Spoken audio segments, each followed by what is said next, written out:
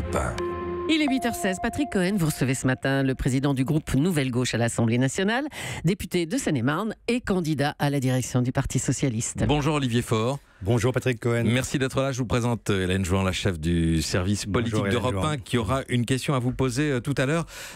Julie vient de dire l'essentiel. Chef de file des députés PS, vous allez avoir 50 ans. Vous avez travaillé pendant 7 ans aux côtés de François Hollande et de Stéphane Le Foll, au Parti socialiste, au cabinet du premier secrétaire. Vous passez pour être l'un des favoris, le favori même pour la direction. Les militants voteront pour un premier tour le 15 mars. L'autre jour, devant le Conseil national du PS, vous avez commencé votre discours sur les incertitudes des socialistes, les doutes, vos doutes sur votre capacité à vous relever, à retrouver la confiance des Français.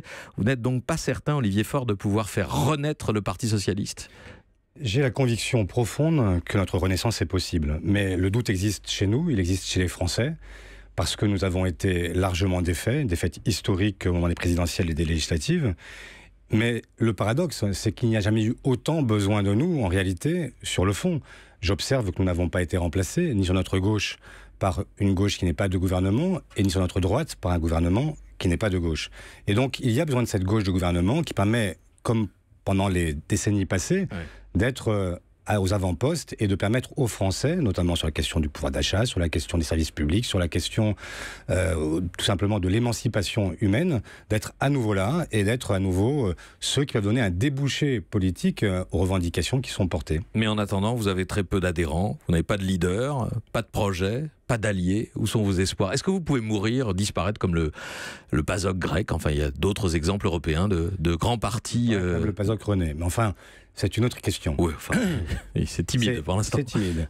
Mais tout est possible. Et ça dépend en réalité que de nous. Parce que la réalité, c'est que notre propre défaite était non pas inscrite, mais elle est très liée à la fois à nos comportements, à notre façon d'avoir vendu ou pas vendu un bilan, d'avoir été finalement non insuffisamment à la hauteur de ce qu'étaient les espérances des Français. Et donc, la question, c'est pas de savoir si, de pronostiquer une mort rapide, une mort lente, etc. La question, c'est de savoir si nous sommes capables de nous relever et donc de faire assaut de propositions pour pouvoir être à nouveau entendus. Et de vous relever tout seul, parce que dans l'histoire, le Parti socialiste s'est toujours reconstruit sur des stratégies d'union, et d'union de la gauche. Or là, aujourd'hui, vous n'avez pas d'alliés. Quels pourraient être vos alliés, Olivier Faure ? Et la question des alliances, des alliés viendra plus tard. La première question, c'est d'abord de réaffirmer ce que nous sommes. De ne pas être simplement dans une dimension qui serait purement tactique et qui donnerait le sentiment que nous n'avons plus rien à dire, simplement à préserver des acquis dans les collectivités locales, par exemple.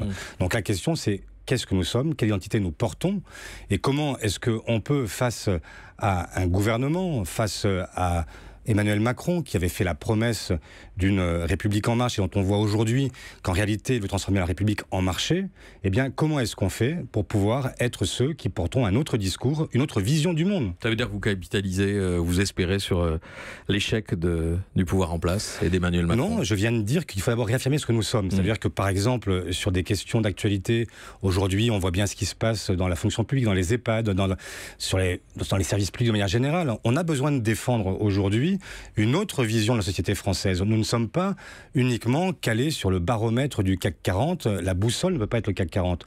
La boussole, ça doit être l'être humain. Et c'est cette réalité, ces valeurs-là fondamentales que nous avons portées pendant longtemps, qui sont aujourd'hui à la remorque. Et donc, il faut arriver à la mettre sur le devant de la scène et mener une bataille culturelle, une bataille politique pour être à nouveau les premiers. Avec l'ombre portée du dernier quinquennat, est-ce que la conjoncture économique d'aujourd'hui vous fait dire qu'il faut réhabiliter le bilan de François Hollande ? Est-ce que vous est-ce que vous trouvez que le gouvernement Emmanuel Macron devrait dire merci Hollande ? Il n'est jamais inutile de dire merci. Et quand on a y compris des résultats qui sont des résultats plutôt inespérés pour la France, une croissance de 1,9, il vaut mieux dire d'où ça vient.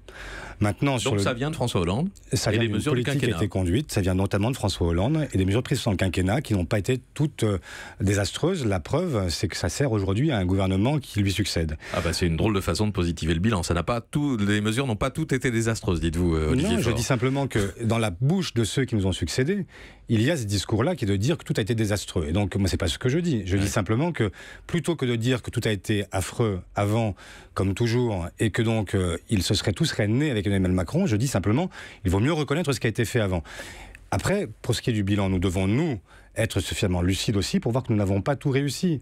Et un bilan, c'est à la fois des points positifs et des points négatifs. Moi, je souhaite qu'on puisse objectiver ce bilan avec les socialistes, mais ne pas rejouer le match à l'infini, parce que ce match, nous l'avons déjà tous perdu ensemble. Objectiver le bilan, ça veut dire faire un inventaire. Ça veut dire faire un inventaire, ça veut dire le faire non pas seul, mais le faire avec d'autres, avec des gens qui peuvent nous aider à évaluer ce qui a été fait, des économistes, intellectuels, syndicalistes, des gens qui ont été des observateurs attentifs de ce que nous avons fait pendant 5 ans et qui peuvent nous aider à la fois à réhabiliter ce qui doit l'être et en même temps à nous dire quelles sont les leçons que nous devons tirer parce que les Français ont été les juges de paix et ils nous ont sanctionnés. L'actualité du jour, Olivier Faure, nous amène en Corse. Quelle est la position du PS sur les revendications exprimées par les dirigeants nationalistes aujourd'hui ?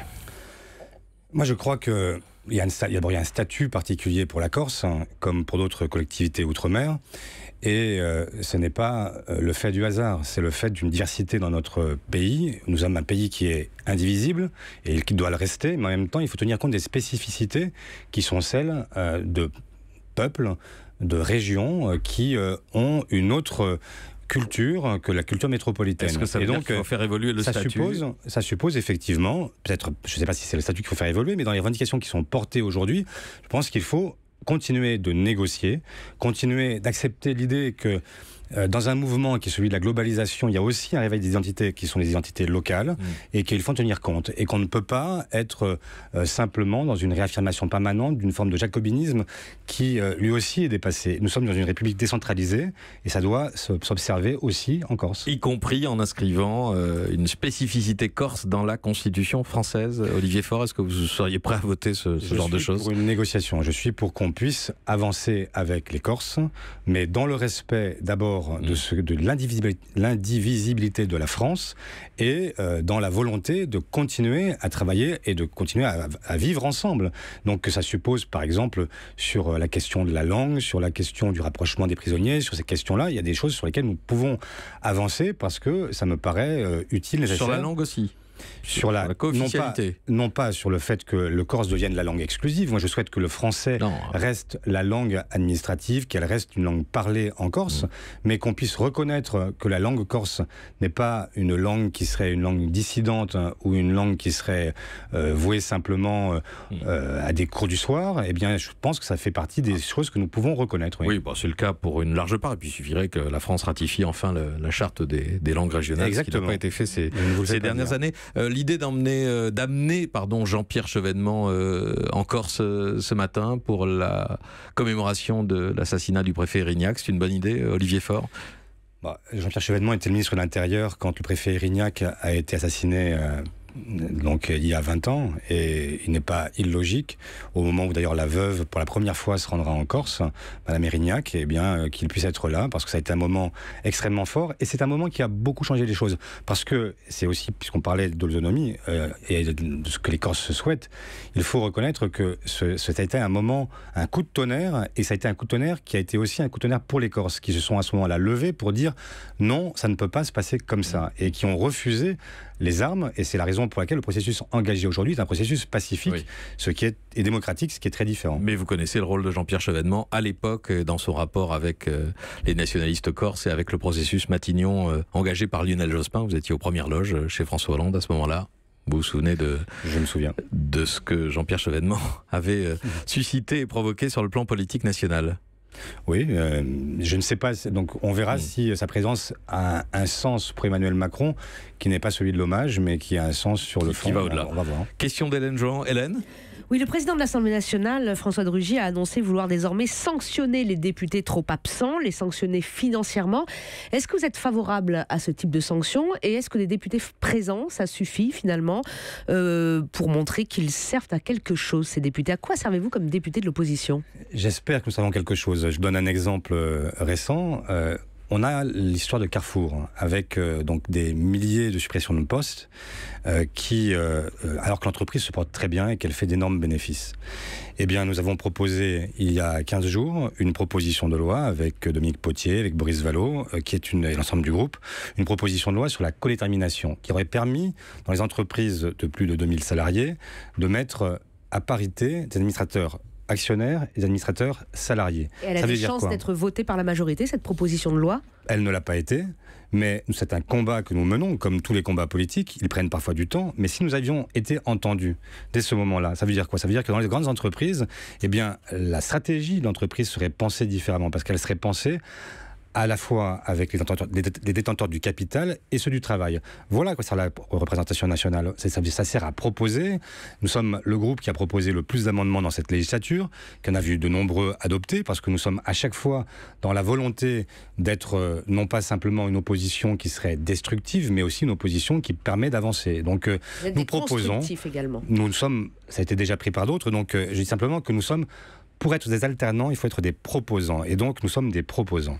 Un dernier mot, Olivier Faure, il y a 10 ans, un peu plus de 10 ans, vous étiez fait connaître avec une BD, un roman graphique qui s'appelait Ségo, François, Papa et moi, et qui nous faisait pénétrer dans les coulisses du Parti Socialiste juste avant la présidentielle de 2007. Vous continuez de dessiner ? Je continue à dessiner, mais ça reste maintenant du domaine privé et je n'ai pas recommis de bande dessinée, mais ceux qui veulent la lire s'apercevront que j'essaye à cette époque-là aussi de dire, non pas seulement la grande histoire, mais la petite, celle des hommes, des femmes qui consacrent leur vie à la politique et qu'on traite de tous les noms, mais qui ont aussi beaucoup de mérite. Il y avait un super-héros qui devait sauver le PS, qui était Monsieur Bing. Monsieur Bang. Monsieur Bang, pardon. Voilà. Vous êtes Monsieur Bang. Je ne sais pas si je suis Monsieur Bang, mais il ressemblait à Julien Drey à l'époque un peu. Ce que je souhaite, c'est effectivement notre renaissance, absolument. Merci Olivier Faure d'être venu ce matin en direct au micro d'Europe 1.